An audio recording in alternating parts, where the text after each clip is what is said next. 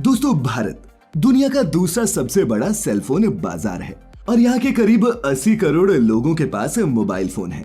हर साल चीनी कंपनियां यहाँ करीब 16 करोड़ फोन बेचती हैं। लेकिन वहीं अगर इंडियन मोबाइल कंपनीज की बात करें तो वो बंद होने की कगार पर खड़ी हैं। अब दोस्तों, इंडिया की मोबाइल मार्केट पर इन चीनी कंपनियों ने कब्जा कैसे किया, ये तो मैं आपको अपनी पिछली वीडियो में बता चुका हूँ। लेकिन आज की इस वीडियो में हम मिलकर जानेंगे कि कार्बन, माइक्रोमैक्स और लावा जैसी सभी स्वदेशी कंपनियां बर्बाद कैसे हुई। तो वीडियो को बिल्कुल भी स्किप मत कीजिएगा। दोस्तों, कहते हैं कि बिजनेस में सफल होना है तो आपको आत्मनिर्भर बनना होगा और मोबाइल सेक्टर में ये बात कितनी अहम है हम आपको आगे समझाएंगे। लेकिन उससे पहले समझिए कि देश की सबसे बड़ी मोबाइल कंपनी माइक्रोमैक्स कैसे 8 सालों में बर्बाद हो गई। साल 2013-14 का वो दौर आपको याद होगा जब हिंदुस्तान की मोबाइल मार्केट पर नोकिया और सैमसंग का कब्जा था। लेकिन इनका दाम इतना था कि बड़े बड़े लोग ही खरीद पाते।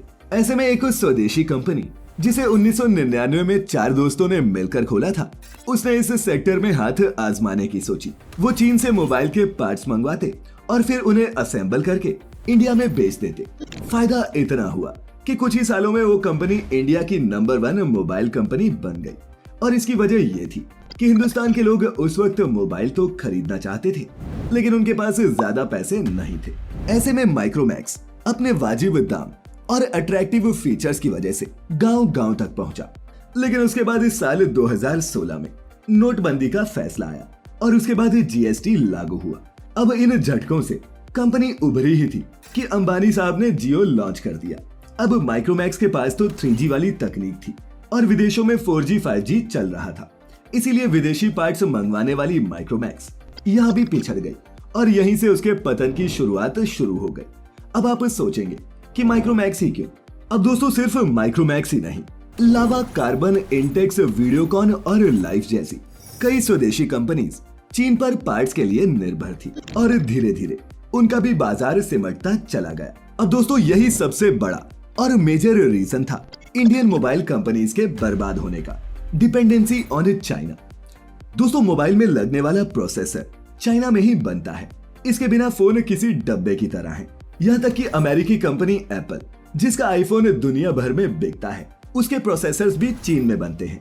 अब आप कहेंगे कि इंडिया भी तो इसका प्लांट लगा सकता है, तो फिर क्यों नहीं लगाता? तो शायद आप ये जानकर चौंक जाएं कि प्रोसेसर वाली एक कंपनी लगाने में ही करीब $20 बिलियन की लागत आएगी और इंडिया की मोबाइल कंपनीज तुरंत फायदा कमाना चाहती हैं। इसीलिए पहले तो चीन से पार्ट्स खरीदकर उन्होंने मोबाइल बेचे, लेकिन जैसे ही टेक्नोलॉजी उनके बस से बाहर हुई, उन्होंने प्रोडक्शन बंद कर दी। Lack of technology and innovation. दोस्तों, इंडियन मोबाइल कंपनीज के फेल होने की दूसरी सबसे बड़ी वजह टेक्नोलॉजी और इनोवेशन की कमी है। इसे आप ऐसे समझिए कि जब दुनिया 5G की ओर जा रही थी, रेडमी जैसी चीनी कंपनीज के पास कम दाम में शानदार टेक्नोलॉजी वाले फोन्स थे, तो फिर लोग यहाँ के फोन्स क्यों खरीदते? दरअसल कॉपी करने और मुनाफा कमाने के चक्कर में यहाँ की कंपनीज ने रिसर्च और डेवलपमेंट पर पैसे खर्च नहीं किए, जबकि आईफोन के हर वर्जन में आपको कुछ नया देखने को मिलता है। लेकिन वहीं चाइनीज कंपनीज रिसर्च और डेवलपमेंट पर अच्छा खासा पैसा खर्च कर रही थी, इसीलिए उनके प्रोडक्ट्स इनोवेटिव और मॉडर्न थे और फिर उनका मार्केट में ज्यादा बिकना तो ऑब्वियस ही है। Mobile battery. अब दोस्तों, इंडियन मोबाइल कंपनीज के फेल होने की तीसरी सबसे बड़ी वजह इनके मोबाइल की बैटरी थी। आप जानते ही होंगे कि मोबाइल की बैटरीज लिथियम से बनती हैं और दुनिया में सबसे ज्यादा लिथियम चीन और ताइवान के कब्जे में है। ऐसे में वहाँ सस्ते दाम में बैटरी बनती है। इसीलिए जो भी चाइनीज बैटरी आप इंडिया में इंपोर्ट करते हैं, उस पर इंपोर्ट ड्यूटी लगने के बाद वो महंगी हो जाती है और इसीलिए इंडियन मोबाइल मैन्युफैक्चरर्स के पास कीमतें कम रखने का कोई तरीका नहीं बचता। Mobile parts assembling. दोस्तों, चौथी सबसे बड़ी वजह मोबाइल पार्ट्स असेंबलिंग पर आने वाली लागत है। मेक इन इंडिया के तहत चीन की कंपनीज इंडिया आकर प्रोडक्ट बना रही हैं, लेकिन उन्हें असेंबलिंग में कम लागत लगती है क्योंकि यहाँ उन्हें सस्ते वर्कर्स मिलते हैं और उन्हें सरकार से प्रोत्साहन भी मिलता है कि प्रोडक्ट इंडिया में बन रहा है। इसीलिए घरेलू मोबाइल मार्केट में इन चाइनीज कंपनीज का इन्फ्लुएंस बढ़ता जा रहा है और हमारी कंपनीज कहीं पीछे छूट चुकी हैं।